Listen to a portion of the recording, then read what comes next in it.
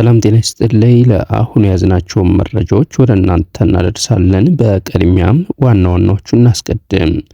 አዲሱ የመንግስት ሰራተኞች አዋጅ ምን አዲስ ነገር ይዞ መጣም? የኑሮ ውድነት ለመቋቋም የሚያግዝ የደሞዝ ጭማሪ ያደርጋል ተብሏል።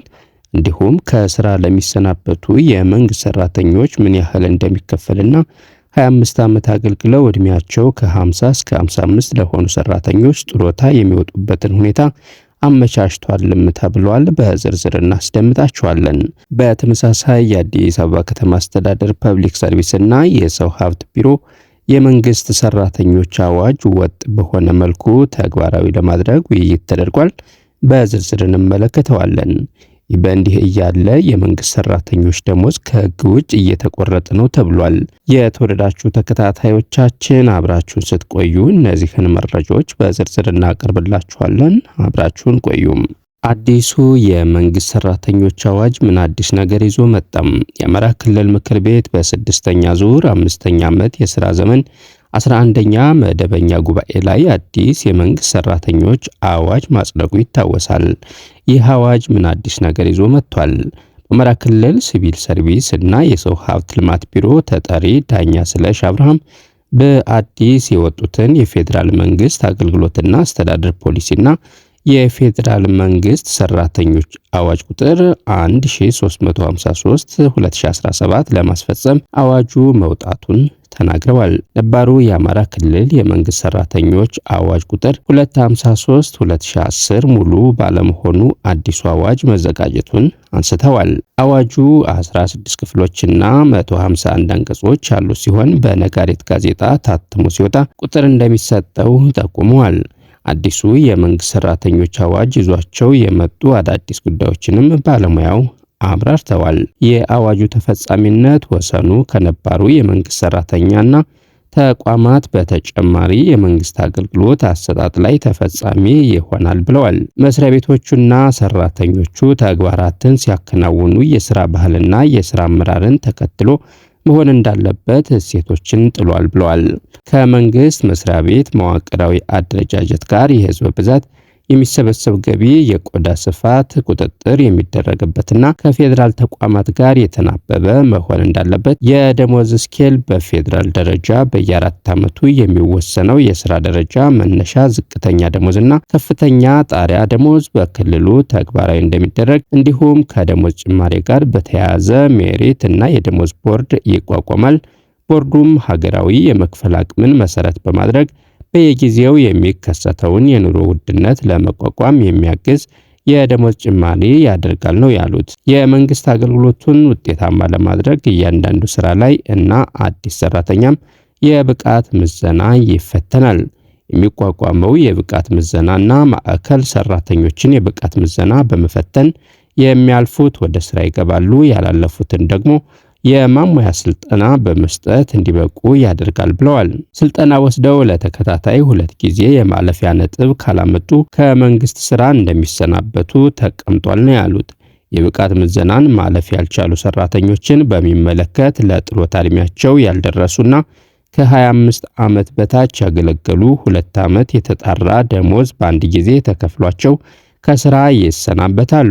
25 ዓመት አገልግለው እድሜያቸው ከ50 እስከ 55 ለሆኑ ሰራተኞች ጡረታ የሚወጡበትን ሁኔታ አመቻችቷል ብለዋል። የመንግስት መስሪያ ቤት አገልግሎት አሰጣጥን ለማዘመን የአንድ ማዕከል ስርዓት የመዘርጋት ግዴታ ተቀምጧል ብለዋል። ሁኔታዎች ሲያስገድዱ ብቃትን መሰረት በማድረግ አንድን የመንግስት ሰራተኛ ከ1 ዓመት ላልበለጠ ጊዜ ከፍ ያለ የሥራ መደብ ላይ በተጠባባቂነት እንዲሰራ ማድረግ ይቻላል። በፊት በውክልና ጥቅም ሳያገኝ ይሰራ ነበር። አሁን ግን በተጠባባቂነት ሲሰራ የተጠባባቂነት አበል እንደሚከፈለውና ተጠያቂነትም ጭምር ተቀምጧል ነው ያሉት። የመደበኛ የሥራ ሰዓት በፊት በሳምንት 39 ሰዓት የነበረው አስፈላጊ ሆኖ በተገኘ ጊዜ የአንድ መንግስት ሰራተኛ በሳምንት ከ39 ሰዓት ሳያንስና ከ48 ሰዓት ሳይበልጥ ይሆናል። አንድ እናት ከ3 ወር ያልበለጠ ህፃን ልጅ ለማሳደግ በጉዲፈቻ ከተረከበች የ3 ወር እንደ ወሊድ ፍቃድ እንዲሰጥ ፈቅዷል። በስራ ላይ በአደጋ ምክንያት ለሚከሰት ሞት ለቤተሰቦቹ የ1 ዓመት ደሞዝ እንደሚከፈልም ተቀምጧል።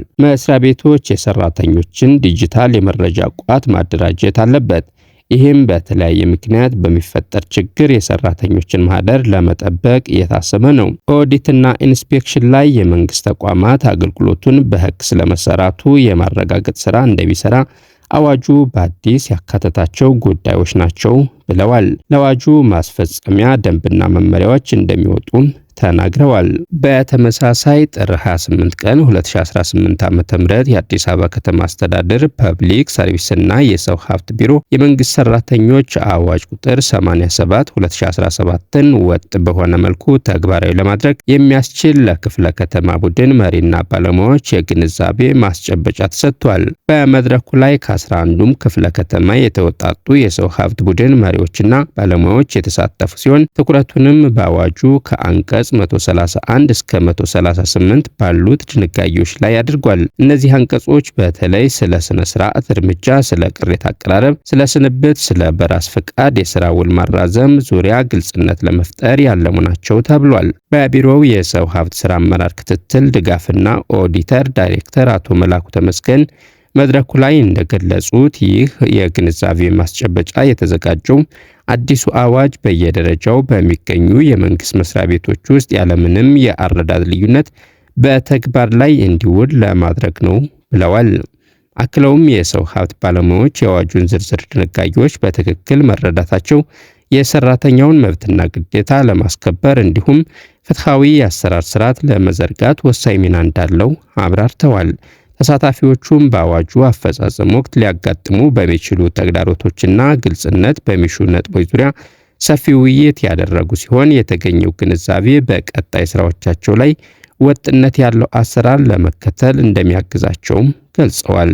ይህ በእንዲህ እያለ የመንግስት ሰራተኞች ደሞዝ ከህግ ውጭ እየተቆረጠ ነው ተባለ። የኢትዮጵያ መንግስት ሰራተኞች ደሞዝ ከህግ አግባብ ውጭ እየተቆረጠ መሆኑ ተገልጿል። ይህንን መረጃ የኢትዮጵያ እንባ ጠባቂ ተቋም ይፋ አድርጎታል። የኢትዮጵያ እንባ ጠባቂ ተቋም በ2018 በጀት ዓመት በ6 ወራት ውስጥ በ20 ጉዳዮችና በ48 ተቋማት ላይ ያካሄደው ቁጥጥር 100 የአሰራር ክፍተቶች መኖራቸውን ገልጿል። ተቋሙ እንደገለጸው በፌዴራልና በክልሎች የማዕድን ዘርፍ ፍቃድ መስጠትና ማደስ ሂደቶች ላይ የመልካም አስተዳደር ችግሮች ታይተዋል። በአንዳንድ ክልሎች ከተሰጣቸው ስልጣኖች ፍቃድ እየተሰጠ መሆኑና ይህንን ለመቆጣጠር የተወሰዱ እርምጃዎች በቂ አለመሆናቸውን ተጠቁሟል። በተጨማሪም በሲቪል ሰርቪስ መስሪያ ቤቶች ውስጥ ከህግ ውጭ የቅጥር የደረጃ እድገት፣ የዝውውርና የደሞዝ መቆረጥ በደሎች መፈጸማቸው ተገልጿል። በተለይ የሰራተኞች የወር ደሞዝ በወቅቱ አለመከፈልና ቀሪ ክፍያዎች እስካሁን ድረስ በአንዳንድ ክልሎች፣ ዞኖችና ወረዳዎች አልተከፈሉም ተብሏል።